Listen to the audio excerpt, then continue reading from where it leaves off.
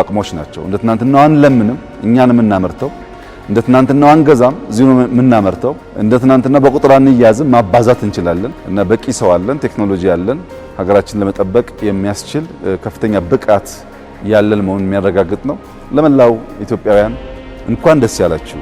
የምንናገረው ለመስራት ነው፣ የምንናገረው ለውጤት ነው። ከዚህ ቀደም ስንናገር ተረት ይመስል ነበር። ዛሬ ግን የጨበጥነው እውነት ነውና በእያንዳንዱ ሴክተር እያለምን እየተለምን እየተወያየን የጀመርናቸው ጅምሮች ውጤት አምጥተው ፍሬ አፍርተው የምናያቸው በከፍተኛ ትጋት ጭምር ነው። እንትጋ፣ እንስራ።